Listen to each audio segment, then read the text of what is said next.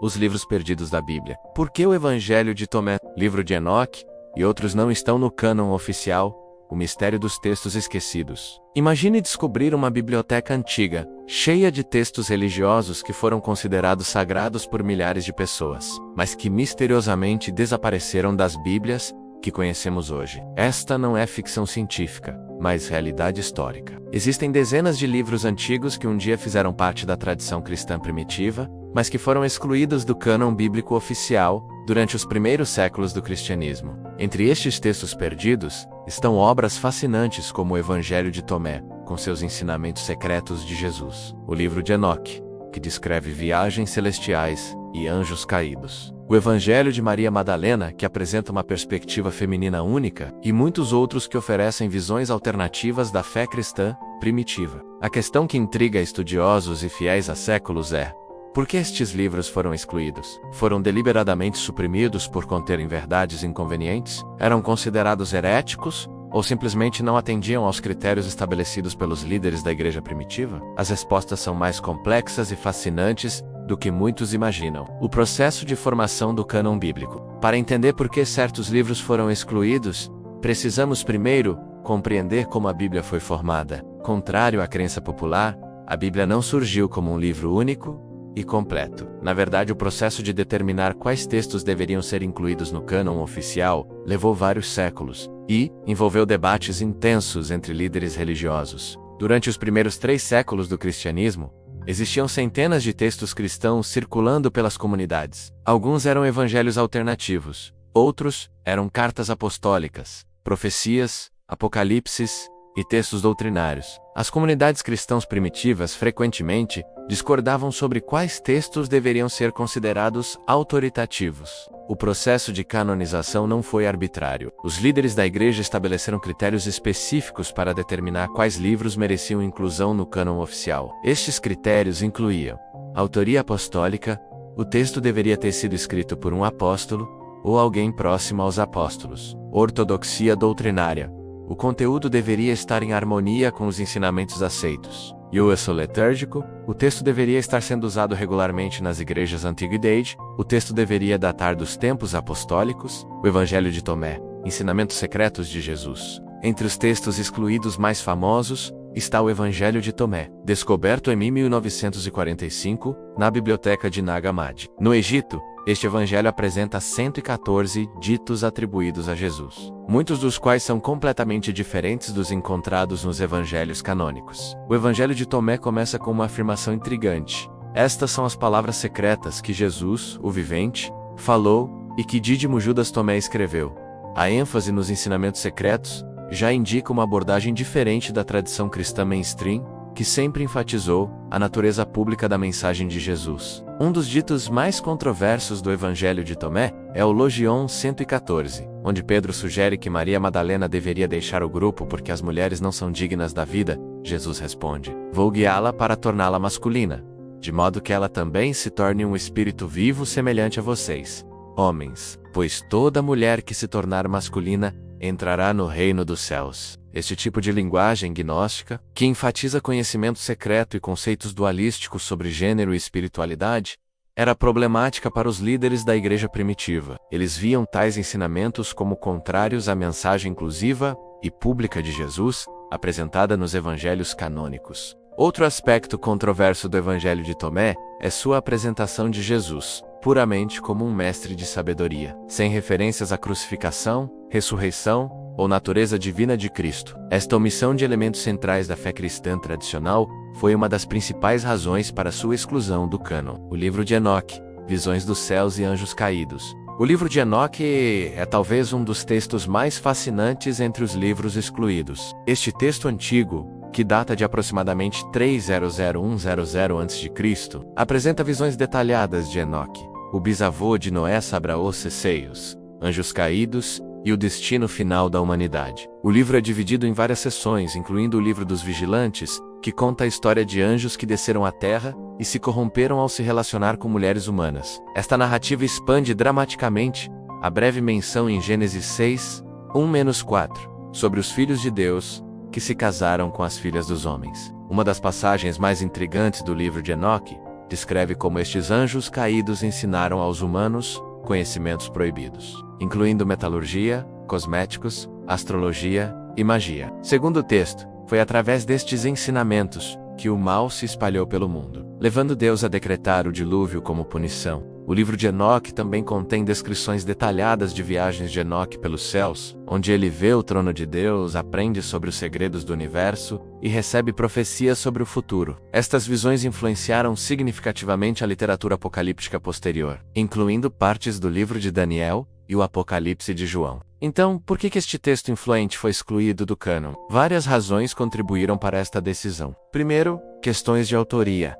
Embora atribuído a Enoque, era claro para os estudiosos antigos que o livro foi escrito muito depois dos tempos patriarcais. Segundo, seu conteúdo altamente especulativo sobre anjos e cosmologia celestial era visto como indo além do que era considerado revelação necessária. Terceiro, algumas de suas descrições entravam em conflito com outros textos bíblicos aceitos. O Evangelho de Maria Madalena, uma perspectiva feminina, descoberto também em Nag Hammadi. O Evangelho de Maria apresenta Maria Madalena como uma discípula especial de Jesus, que recebe revelações únicas após a ressurreição. Este texto oferece uma das poucas perspectivas femininas sobre os ensinamentos de Jesus na literatura cristã primitiva. No Evangelho, Maria relata uma visão onde Jesus lhe ensina sobre a natureza da alma e sua jornada após a morte. Quando ela compartilha esta revelação com os outros discípulos, Pedro questiona sua autoridade. Será que ele realmente falou com uma mulher sem nosso conhecimento? Devemos nos virar e todos ouvi-la? Será que ele a preferiu a nós? Levi, possivelmente Mateus, defende Maria, respondendo: Pedro, você sempre foi impulsivo. Agora eu vejo que você está argumentando com a mulher, como fazem os adversários. Mas se o Salvador a tornou digna, quem é você na verdade para rejeitá-la? Esse diálogo revela tensões reais que existiam nas comunidades cristãs primitivas sobre o papel das mulheres na liderança. Spiritual, o Evangelho de Maria apresenta uma visão mais igualitária, onde as mulheres podem receber revelações divinas e ensinar outros discípulos. A exclusão deste evangelho do cânon oficial reflete, em parte, as atitudes patriarcais predominantes na sociedade antiga e na igreja primitiva. Conforme o cristianismo se institucionalizou, houve uma tendência a marginalizar textos que apresentavam mulheres em papéis de liderança espiritual proeminente. O Evangelho de Judas, reinterpretando a traição, um dos descobrimentos mais sensacionais do século XX, foi o Evangelho de Judas, que apresenta uma versão completamente diferente da história da traição de Jesus. Neste texto, Judas não é o vilão traidor, mas o discípulo mais fiel, que entrega Jesus às autoridades, seguindo instruções secretas do próprio Jesus. Segundo este evangelho, Jesus diz a Judas: Você superará todos eles, pois você sacrificará o homem que me reveste. Esta interpretação transforma Judas de traidor em herói trágico. Alguém que teve que carregar o fardo de ser mal compreendido para cumprir o plano divino de salvação. O texto também apresenta Jesus rindo frequentemente, contrastando com a seriedade dos evangelhos canônicos. Quando os discípulos descrevem uma visão, onde estão oferecendo sacrifícios no templo, Jesus ri e explica que eles mal compreenderam sua missão, focando em rituais externos, em vez de transformação espiritual interna. A exclusão do Evangelho de Judas é compreensível dados os critérios de canonização, sua reinterpretação radical de eventos centrais da narrativa cristã, sua teologia gnóstica complexa e sua datação tardia, provavelmente século II depois de Cristo, o tornavam incompatível com a tradição apostólica estabelecida. Outros textos significativos excluídos. Além dos textos mencionados, muitos outros livros importantes foram excluídos do cânon oficial. O Evangelho de Pedro apresenta uma narrativa da paixão com detalhes únicos, incluindo uma descrição da própria ressurreição, algo omitido nos evangelhos canônicos. O Evangelho da infância de Tomé conta histórias da infância de Jesus, incluindo milagres realizados quando criança. O Pastor de Hermas, um texto apocalíptico que era amplamente lido nas igrejas primitivas, contém visões sobre penitência e perdão que influenciaram significativamente a teologia cristã primitiva. A Didaché, o ensinamento dos 12 apóstolos, oferece instruções práticas sobre batismo, jejum, oração e organização da igreja. Os Atos de Paulo apresentam histórias sobre as viagens missionárias de Paulo não encontradas no livro canônico de Atos.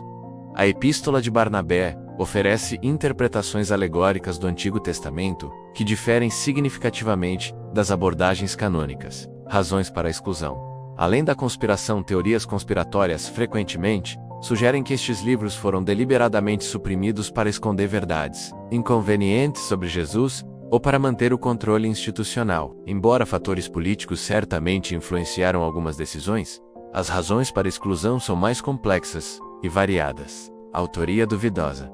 Muitos textos excluídos foram atribuídos a figuras apostólicas, mas evidências internas e externas indicavam autoria posterior. Por exemplo, o Evangelho de Tomé foi atribuído ao apóstolo Tomé, mas linguagem e conceitos gnósticos sugerem origem no século II depois de Cristo. Inconsistência doutrinária. Textos que contradiziam ensinamentos centrais estabelecidos eram problemáticos. O docetismo, a crença de que Jesus apenas parecia humano, presente em alguns evangelhos gnósticos, era visto como herético. Origem geográfica e cultural. Muitos textos excluídos originaram-se em regiões onde o cristianismo desenvolveu características distintivas que diferiam das tradições palestinas e mediterrâneas mainstream. Uso litúrgico limitado. Textos que não eram amplamente aceitos ou usados pelas comunidades cristãs tinham menos chance de inclusão no cânon oficial. O impacto dos descobrimentos modernos. Os descobrimentos arqueológicos dos séculos XIX e XX, particularmente Nag Hammadi,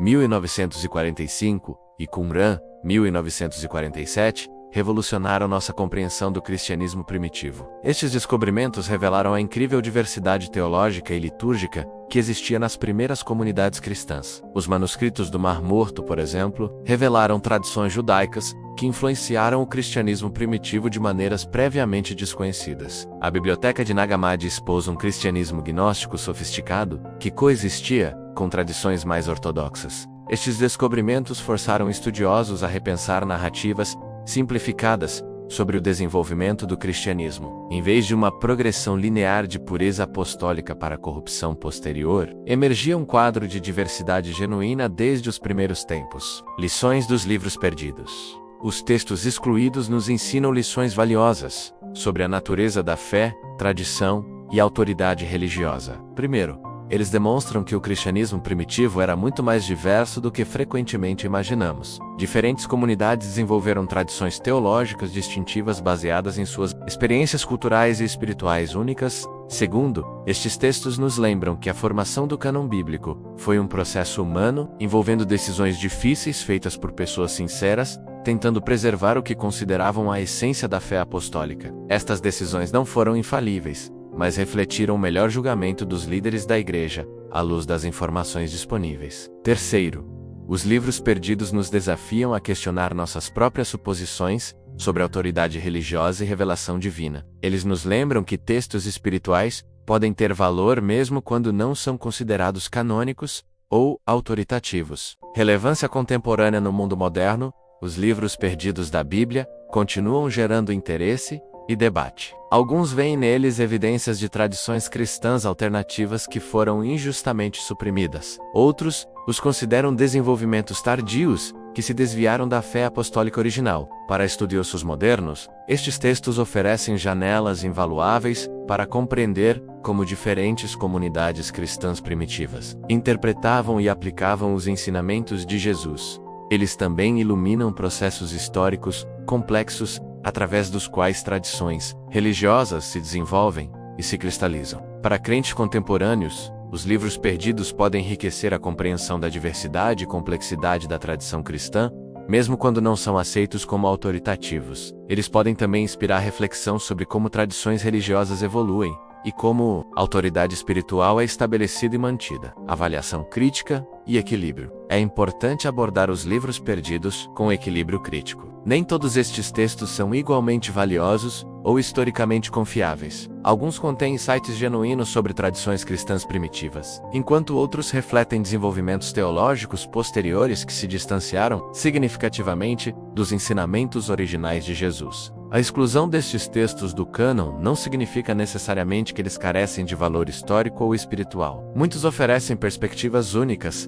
que podem enriquecer nossa compreensão do cristianismo primitivo, mesmo quando não são aceitos como autoritativos, simultaneamente. É crucial reconhecer que os critérios usados para a canonização não foram arbitrários. Eles refletiram tentativas sinceras de preservar e transmitir fielmente os ensinamentos apostólicos centrais em um ambiente de crescente diversidade teológica. Conclusão: redescobrir a complexidade. Os livros perdidos da Bíblia nos convidam a redescobrir a rica complexidade do cristianismo primitivo. Longe de ser uma tradição monolítica e uniforme, o cristianismo emergiu através de um processo dinâmico, envolvendo múltiplas vozes, perspectivas e experiências espirituais. A exclusão destes textos do cânon oficial não apagou sua importância histórica. Eles continuam oferecendo insights valiosos sobre como diferentes comunidades compreenderam e expressaram sua fé em Jesus Cristo. Eles também nos lembram que tradições religiosas são construções humanas que evoluem através de processos complexos de discernimento, debate e decisão coletiva. Compreender por que certos livros foram excluídos nos ajuda a apreciar melhor